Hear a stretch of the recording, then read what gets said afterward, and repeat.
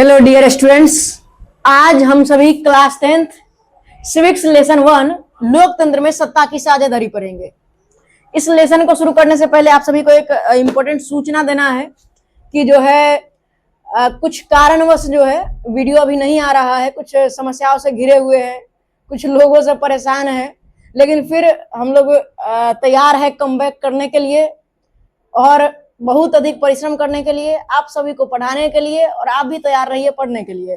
दोस्तों जो है इस परिश्रम और हौसले को जाहिर करने के लिए मैंने खुद से ही अभी 2 मिनट पहले एक शायरी लिखा है, थोड़ा ध्यान से सुनिएगा कि हमने कीचड़ में कमल खिलते देखे हैं, आंधी में दिए जलते देखे हैं।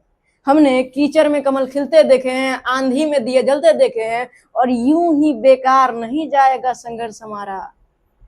हमने परिश्रम के बल पर हाथों की लकीरें बदलते देखे हैं। बहुत ज्यादा अच्छा नहीं भी है, फिर भी आप बताएंगे कि कैसा लगा है। इसी सोच के साथ एमर्स क्लासेज की पूरी टीम लगी हुई है। हम लोग संघर्षरत है, प्रयासरत है कि बहुत अच्छा से पढ़ाए। यकीन मानिए बढ़िया से पढ़ाएंगे, बस जुड़े रहिए। और अब पर डे वीडियो आएगा, समस्या का जो भी निदान होना था हो चुका है। आगे बढ़ते हैं, चलिए। हमारे लेसन का नाम है लोकतंत्र में सत्ता की साझेदारी। लोकतंत्र में सत्ता की साझेदारी, इसको एकदम ध्यान से समझेंगे आप लोग। देखिए दोस्तों, सबसे पहले इस लेसन का ही नाम है लोकतंत्र, तो हम समझ लेते हैं कि लोकतंत्र क्या होता है। एकदम पेशेंस के साथ वीडियो देखिएगा तो अभी समझ में आ पाएगा, नहीं तो ये जल्दी समझ में आएगा नहीं। ये थोड़ा सा अलग होता है, हिस्ट्री ज्योग्राफी बहुत ज्यादा इंटरेस्टिंग होता है, इसमें थोड़ा सा रस नहीं होता है, वो रस लाने का काम आज हम लोग करेंगे। दोस्तों देखिए, लोकतंत्र एक ऐसी शासन प्रणाली है जिसमें जनता स्वयं अपने प्रतिनिधियों का चुनाव करती है। लोकतंत्र एक ऐसी शासन प्रणाली है जिसमें जनता क्या करती है, स्वयं अपने प्रतिनिधियों का चुनाव करती है। आप सटीक परिभाषा जानना चाहे तो अमेरिका के राष्ट्रपति अब्राहम लिंकन ने कहा था कि लोकतंत्र जो है जनता के द्वारा और जनता के लिए शासन प्रणाली है। जनता के द्वारा और जनता के लिए शासन प्रणाली। अब आपको भी मालूम है दोस्तों कि जो प्रधानमंत्री के पद पे होते हैं, राष्ट्रपति के पद पर होते हैं, वो एलियन तो होते नहीं है, वो किसी दूसरे गोले से, दूसरे जो है गोलार्ध से तो आए नहीं होते हैं, हमारे ही क्षेत्र के होते हैं, हमारे ही इलाके के होते हैं, हमारे ही देश के होते हैं और मनुष्य होते हैं। तो कहने का मतलब, और कहीं ना कहीं हमारे जैसे लोकतांत्रिक देशों में अक्सर क्या देखा जाता है कि चाय बेचने वाले लोग प्रधानमंत्री बन जाते हैं, अखबार बेचने वाले लोग राष्ट्रपति बन जाते हैं। जैसे एपीजे अब्दुल कलाम, चाय बेचने वाले का मतलब आप समझ रहे हैं, क्या समझ रहे हैं नाम कमेंट में कीजिएगा, ठीक है। तो लोकतंत्र ही एक ऐसी शासन व्यवस्था है जिसमें जनता स्वयं शासन करती है या फिर अपने प्रतिनिधियों के सहारे शासन करती है। तो अब्राहम लिंकन ने एक परिभाषा भी दिया था कि लोकतंत्र जनता के द्वारा और जनता के लिए शासन प्रणाली है। लोकतांत्रिक शासन व्यवस्था में राज कौन करती है, तो जनता करती है। एक और ऑब्जेक्टिव पूछा जाता है कि बताइए दुनिया की सबसे लोकप्रिय शासन प्रणाली कौन है, तो आप कहेंगे लोकतंत्र। अब आप ये भी पूछ सकते हैं कि बताइए लोकतंत्र के अलावा और कौन कौन सी शासन प्रणाली है, तो जैसे राजतंत्र पहले होता था, राजा का शासन चलता था, बाहुबली मूवी में देखे होइएगा। निरंकुश शासन तंत्र, जैसे अभी भी चल रहा है, कोरिया में निरंकुश है, ज्यादा बोलोगे उठा के फेंकवा देगा, उधर गायब कर देगा, तो निरंकुश शासन तंत्र है। कम्युनिस्ट शासन है, अलग अलग प्रकार से शासन तंत्र चलता है। लेकिन हमारे देश में क्या है, लोकतंत्र है, जिससे सबसे अधिक लोकप्रिय शासन प्रणाली माना गया है। अब इससे थोड़ा सा आगे बढ़ते हैं कि लोकतांत्रिक देशों में लोग कैसे सत्ता की साझेदारी करते हैं। दोस्तों, सत्ता की साझेदारी का अर्थ है कि आम जनता कैसे राजनीतिक क्रियाकलाप में भाग लेती है। तो अभी जैसे आप लोग देखे हैं, सीजेपी का प्रोटेस्ट हुआ है, हमारे शिक्षा मंत्री भी जो है इस्तीफा दे दिए हैं। तो आम जनता के पास ये पावर होता है कि अपना बहुमूल्य मत दे करके, वोट दे करके जिसको गद्दी पे बैठाए हैं उसको कॉलर पकड़ के नीचे उखाड़ के फेंक भी सकते हैं। ये आम जनता के पास पावर होता है। लेकिन कैसे देशों में, केवल लोकतांत्रिक देशों में। तो जब सरकार गलत नियम लाती है या आम जनता के विरोध में नियम कानून पारित कर देती है, तो आम जनता जो है प्रयास करती है कि सरकार या तो उसको वापस ले ले या फिर विरोध प्रदर्शन के जरिए जो है उसे खामियाजा भुगतना पड़ता है। तो लोकतांत्रिक शासन व्यवस्था में आम जनता जो है, ऐसे तो आपको मालूम है कि वोट देने की न्यूनतम आयु कितनी है, 18 वर्ष। देखिए वीडियो का ध्यान से देखिएगा, बहुत सारा ऑब्जेक्टिव भी आपका क्लियर होता जाएगा और सब्जेक्टिव तो होगा ही। वोट देने की न्यूनतम आयु 18 वर्ष। हम भी खुद भी वोट दे चुके हैं। तो जब हम वोट देते हैं तो कहीं ना कहीं अपना समर्थन प्रदान करते हैं ऐसे व्यक्ति को जो शासन करेगा हमारे आपके ऊपर ही, ठीक है। तो अब होता क्या है दोस्तों कि आम जनता या तो मतदान प्रक्रिया द्वारा शासन में भागीदारी करती है। मतदान प्रक्रिया कहने का मतलब है कि वोट देने जाती है, वोट देकर आती है, कहती है कि चलिए हम अपने नेता का चुनाव करने के लिए अपना जो काम था वो कर चुके हैं। या फिर कभी कभी आम जनता खुद से निर्दलीय चुनाव में खड़ी हो जाती है या किसी पार्टी का टिकट लेकर के जो है चुनावी दांवपेच में शामिल हो जाती है ताकि वह सत्ता में साझेदारी कर सके। अब यहाँ पर जो है आप इस बुक में देखे होइएगा, स्टार्टिंग में ही लिखा हुआ है कि यदि भारत सभी भारतीयों का देश है तो मुंबई सभी भारतीयों का प्रदेश है। इसके अलावा भारत की जो है वित्तीय राजधानी पूछी जाती है दोस्तों, वित्तीय राजधानी, तो बताइए कौन है भारत की वित्तीय राजधानी? मुंबई है। कौन है? मुंबई है। यानी सबसे धनी मनी राज्य जगह कौन हो जाएगा? मुंबई। शहर कौन हो जाएगा? मुंबई। और मुंबई किसकी राजधानी है? तो महाराष्ट्र की राजधानी है। तो भारत की वित्तीय राजधानी कौन है? मुंबई है। ऐसे भी यहाँ पहले से ही बहुत अधिक विकास हुआ पड़ा है। सूती वस्त्र उद्योग के बारे में आप सुने ही होंगे, या नहीं सुने तो हम लोग आगे पढ़ेंगे। अब यहाँ पे जो है भारत क्या है? तो लोकतांत्रिक देश है। लोकतांत्रिक देश में संविधान भी होता है अधिकांशतः देशों में, जैसे हमारा देश लोकतांत्रिक भी और गणतांत्रिक भी है।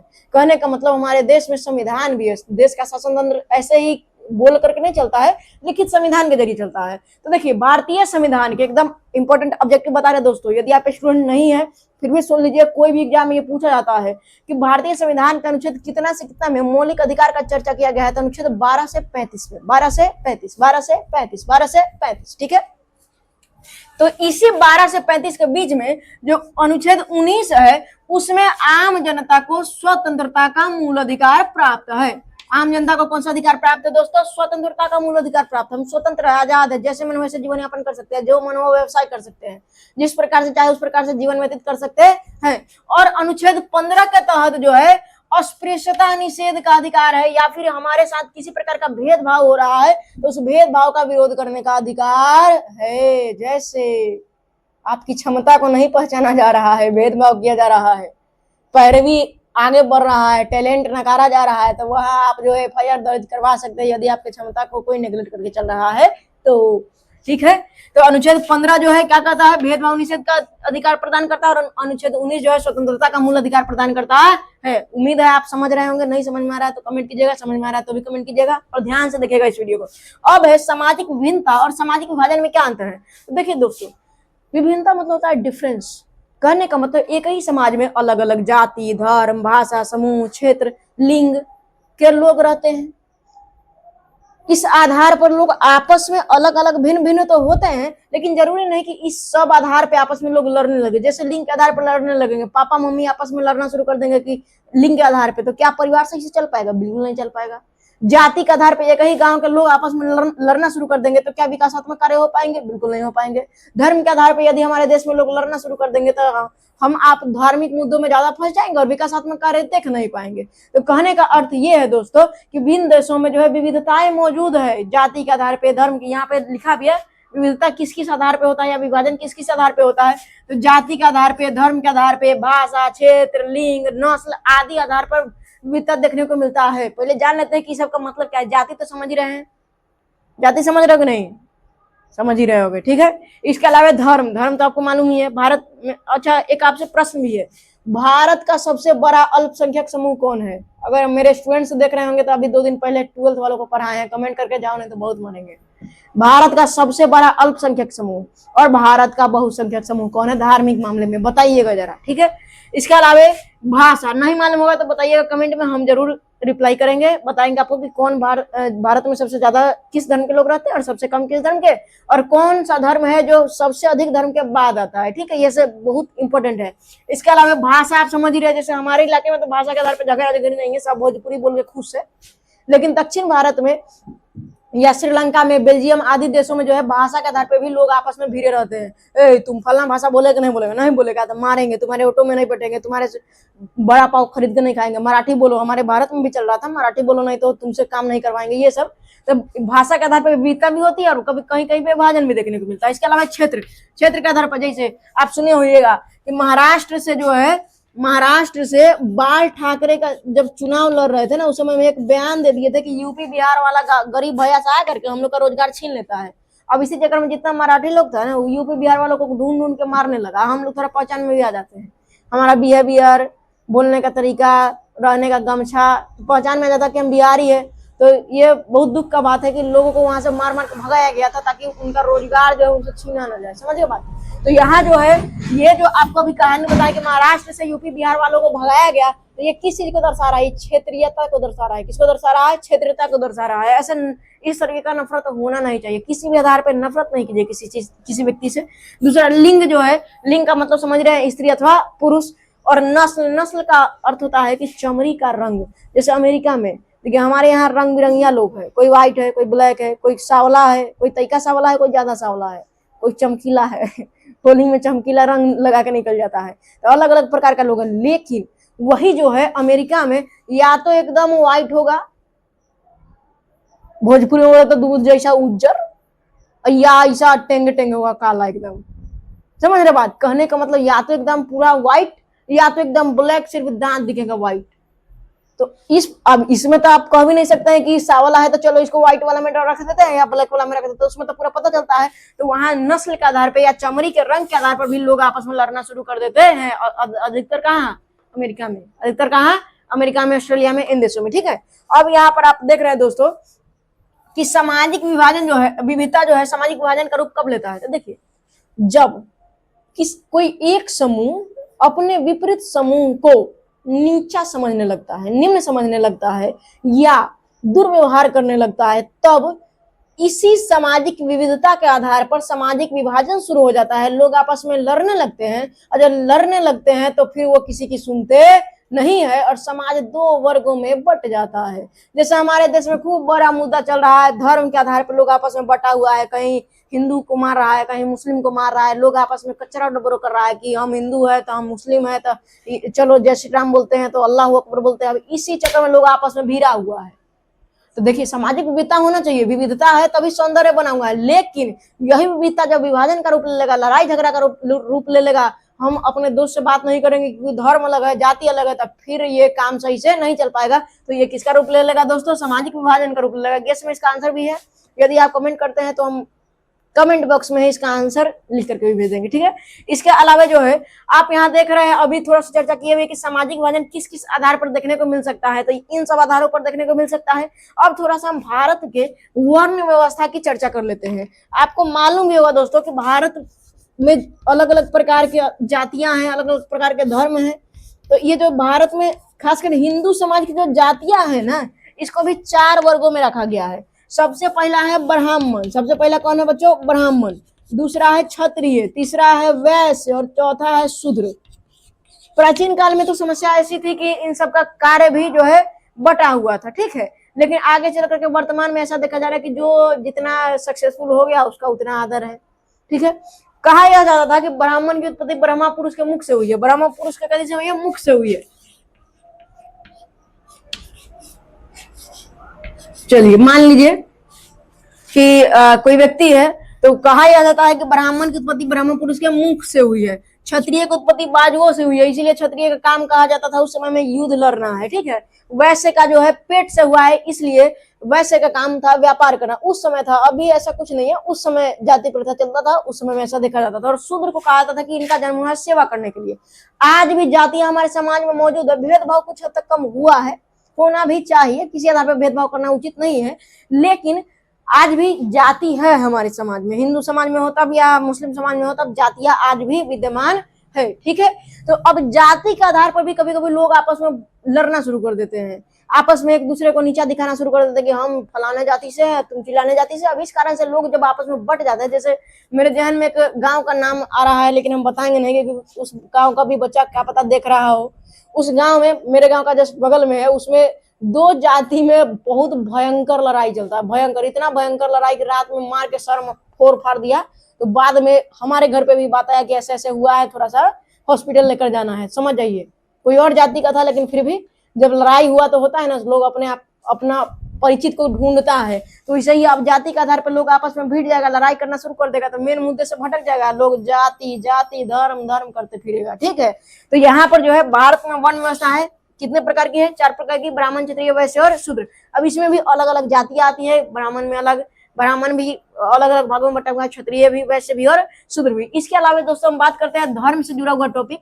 जैसे सबसे पहला इससे प्रश्न बनेगा कि सांप्रदायिकता से आप क्या समझते हैं? देखिए, सांप्रदायिकता एक ऐसी नीति है जिसके तहत कोई व्यक्ति धर्म के आधार पर लोगों में भेदभाव करना शुरू कर देता है अपने धर्म को श्रेष्ठ और दूसरे के धर्म को निम्न समझना शुरू कर देता है, तो इस नीति को हम कहते हैं सांप्रदायिकता। क्या कहते हैं? सांप्रदायिकता। क्या आप भी सांप्रदायिक नीति से ग्रस्त है? क्या आपको भी लगता है कि हमारा धर्म श्रेष्ठ है और सामने वाले का धर्म निम्न है? बिल्कुल नहीं। अपना धर्म श्रेष्ठ है मानिए, लेकिन सामने वाले के धर्म के प्रति टीका टिप्पणी नहीं कीजिए। यदि आप करते हैं तो आप सांप्रदायिकता के शिकार कहलाएंगे। और दूसरा, दंगा फसाद होता है तो उस दंगे को कहा जाएगा सांप्रदायिक दंगा। क्या कहा जाएगा दोस्तों? सांप्रदायिक दंगा। इसके अलावा जो है बहुत सारा ऐसा देश है जहाँ अलग अलग प्रकार के अलग अलग धर्म के लोग तो हैं, लेकिन उस देश का कोई राष्ट्रीय धर्म नहीं है, कोई राष्ट्रीय धर्म नहीं है, या उस देश के संविधान द्वारा किसी एक धर्म को बहुत अधिक मान्यता नहीं दिया गया है, तो ऐसे देशों को कहा जाता है धर्मनिरपेक्ष देश। क्या कहता है दोस्तों? धर्मनिरपेक्ष देश। पूछेगा प्रश्न आपसे कि बताइए धर्मनिरपेक्ष देश क्या है, तो हम लिखेंगे वे सभी देश जहाँ के संविधान द्वारा किसी एक धर्म को बहुत अधिक मान्यता प्रदान न करके सभी धर्म को समान महत्व दिया जाता है, उन देशों को धर्मनिरपेक्ष देश कहा जाता है। जैसे में आप लिख सकते हैं भारत, क्योंकि भारत में किसी एक धर्म को संवैधानिक मान्यता नहीं प्राप्त है। कहा गया है कि भारत एक धर्मनिरपेक्ष देश है, और आपको बता भी दे रहे हैं कि भारत में आपको मालूम है 80% नहीं 79.8% हिंदू है, 14.2% मुस्लिम है। इसके अलावा सिख है, ईसाई है, बौद्ध है, जैन है, पारसी है, अलग अलग धर्म के लोग हैं। मेजोरिटी में कौन है? हिंदू है, ठीक है। और इसके बाद सबसे बड़ा अल्प, अभी आपसे कमेंट करने को बोले भी थे कि बताइए कि भारत का सबसे बड़ा अल्पसंख्यक समूह कौन है, तो भारत का सबसे बड़ा अल्पसंख्यक समूह है मुस्लिम। देखिए, भारत का बहुसंख्यक समूह हो जाएगा हिंदू, क्योंकि सबसे ज्यादा भारत में किस धर्म के लोग हैं? हिंदू। और जो है बहुत सारा ऐसा राज्य है जहाँ 90% से भी ज्यादा हिंदू ही है। समझ रहे बात? तो हिंदुओं की संख्या भारत में ज्यादा है। इसके बाद किस धर्म के लोग भारत में ज्यादा है? तो इसके बाद है इस्लाम धर्म के लोग। कौन से लोग हैं? इस्लाम धर्म के लोग। कितने हैं? तो 14.2% है, ठीक है। देखिए, अब विविधता तो मौजूद है, लेकिन इसी आधार पर लोग आपस में बंटने लगेंगे तो इस सांप्रदायिकता कहलाएगा। लेकिन धर्मनिरपेक्ष देश क्या होता है? तो वे सभी देश जहाँ धर्म के आधार पर किसी तरीके का भेदभाव नहीं किया जाता है, या फिर संवैधानिक दर्जा किसी एक धर्म को प्रदान नहीं किया जाता है, तो ऐसे देश को क्या कहता है दोस्तों? धर्मनिरपेक्ष देश कहता है। जैसे में आप क्या कहिएगा? हमारा देश भारत। इसके अलावा थोड़ा सा आगे बढ़ते हैं तो क्षेत्र। अब आपको उदाहरण तो बता ही दिए हैं कि क्षेत्र के आधार पर लोग आपस में बढ़ जाते हैं कि हम बिहारी है, तुम तमिलनाडु का है, तुम महाराष्ट्र का है। इस आधार पर लड़ना शुरू कर देते हैं, तब कहेंगे क्षेत्रीयता। क्या कहेंगे? क्षेत्रीयता या क्षेत्रीय भेदभाव। इसके अलावा ऑब्जेक्टिव में लघुत्तरी में एक और आपसे प्रश्न पूछेगा सांप्रदायिकता से जुड़ा हुआ कि किन्हीं दो प्रावधानों का जिक्र कीजिए जो भारत को धर्मनिरपेक्ष देश बनाता है। तो इसका आंसर आप देंगे कि देखिए, सबसे पहला इसको बोलेंगे कैसे कि वे प्रावधान जो भारत को एक धर्मनिरपेक्ष देश बनाते हैं निम्नलिखित है। 1 नंबर में लिखिएगा, भारत के संविधान द्वारा किसी भी धर्म को संवैधानिक दर्जा या विशेष महत्व प्रदान नहीं किया गया है, और संविधान में लिखा गया है कि भारत एक धर्मनिरपेक्ष देश है। दूसरा, भारत में लोगों के पास धार्मिक स्वतंत्रता प्राप्त है, वे अपनी इच्छा से धर्म का परिवर्तन कर सकते हैं और शांतिपूर्ण ढंग से धर्म का प्रचार प्रसार भी कर सकते हैं। इसके अलावा तीसरा आपसे पूछता है तो आप अपने से बता सकते हैं कि हमारे देश में जो है किसी भी व्यक्ति के साथ धर्म के आधार पर भेदभाव का निषेध किया गया है। कहीं पर भी धर्म के आधार पर भेदभाव करना उचित नहीं माना गया है, और इसीलिए कह सकते हैं कि भारत हमारा कैसा देश है? धर्मनिरपेक्ष देश है। कैसा देश है? धर्मनिरपेक्ष देश है, ठीक है। इसके अलावा दोस्तों जो है लिंग आप अच्छा क्षेत्र के बारे में समझ गए दोस्तों। क्षेत्र का अर्थ होता है कि अलग अलग एरिया के लोग जब आपस में बट जाते हैं कि हम फलाने जगह के, हम चिल्लाने जगह के, और लोग बट जाते हैं, लड़ना शुरू कर देते हैं, इसको कहते हैं क्षेत्रीयता। इसके अलावा लिंग का अर्थ होता है दोस्तों कि स्त्री और पुरुष। देखिए, स्त्री और पुरुष समाज के दो पहिया है, लेकिन ये दोनों जब आपस में लड़ना शुरू कर देंगे, एक कोई अपने आप को महत्वपूर्ण समझेगा, कोई समझेगा कि सामने वाला महत्वपूर्ण नहीं है, तो फिर वहां लैंगिक विभेद उत्पन्न हो जाएगा। समझ में आ रहा है? इसके अलावा जो है आपको मालूम है भारत में लिंग विभेद बहुत बड़े स्तर पे देखने को मिलता है, समाज में भी देखने को मिलता है, और इसीलिए जो है लगभग 22 जनवरी 2014 या 15 को बेटी बचाओ बेटी पढ़ाओ योजना का शुरुआत किया गया था। ये स्लोगन आप कहीं पे भी लिखा हुआ देख सकते हैं। उसमें मेन प्रयास सरकार द्वारा यह किया गया कि भारत में महिलाओं की जो दयनीय स्थिति है इसमें सुधार लाया जा सके, लेकिन बहुत ज्यादा सुधार अभी भी हुआ नहीं है दोस्तों। इसके पीछे रीजन क्या है? इसके पीछे रीजन ये है कि हम शिक्षित तो हो गए लेकिन जागरूक नहीं हुए। आज भी हमारी माइंडसेट वही पुराने ख्यालों वाली है, और इसी वजह से भारत में जो है लैंगिक विभेद समाप्त होने का नाम नहीं ले रहा है। लेकिन हम ये नहीं कह सकते कि भारत में लिंग के आधार पर विभाजन हुआ है, नहीं, ये नहीं हुआ।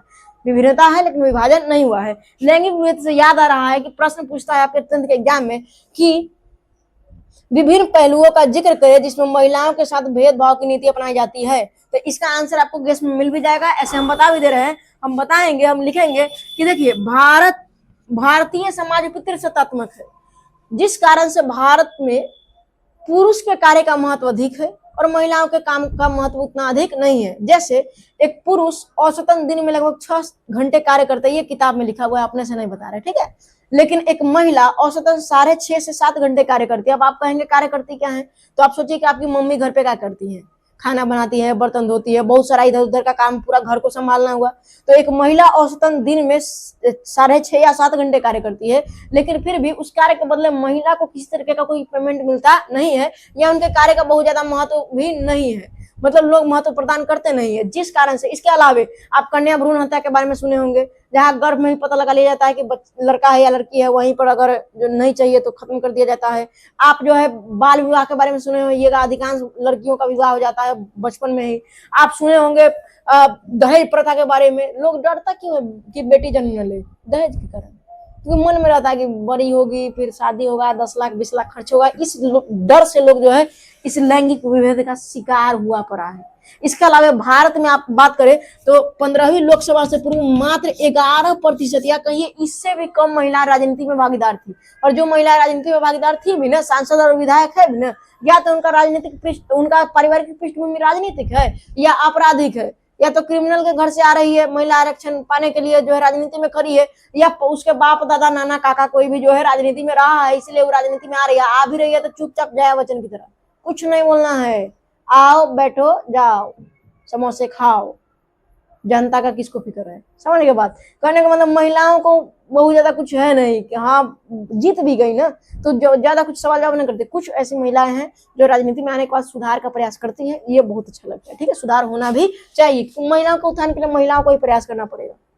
समझ के बाद तो भारत में 11% से भी कम महिलाएं, यूं कहिए कि 16वीं लोकसभा चुनाव में जो है 65 महिलाएं जो है राजनीति में भागीदार बनी थी, जो कि अभी भी विकसित देशों की अपेक्षा बहुत ही कम है, क्योंकि अमेरिका में ज्यादा है, रूस में क्या कहते हैं, इंग्लैंड में ज्यादा है, जर्मनी में ज्यादा है। तो इसके अपेक्षा भारत में महिलाएं, बहुत कम महिलाएं ऐसी है जो राजनीति में भागीदार है। उम्मीद है आप ये समझ चुके होंगे। तो ये दोनों क्वेश्चन आपको और अच्छे से मिल जाएगा कहाँ, क्वेश्चन बैंक में, या आपको इसका आंसर चाहिए तो कमेंट कीजिएगा, शॉर्ट नोट बना करके वीडियो अपलोड कर दिया जाएगा। इसके अलावा दोस्तों समझते चलिए, सूचना आप ध्यान रखेंगे, पर डे वीडियो आएगा। कुछ उलझन में फंसे हुए थे, एक लाइन के साथ समाप्त करते हैं इसको कि समस्याएं जीवन में आती रहती हैं, समस्याओं से लड़ना हमारा कार्य है और अपने पथ पर हम डटे हुए हैं, डर नहीं रहे हैं। कहते हैं ना, स्वयं श्रीवास्तव जी का एक लाइन है कि डरना नहीं किसी के भी पैरों के नाप से, जो होगा देख लेंगे अपने आप से। जय हिंद।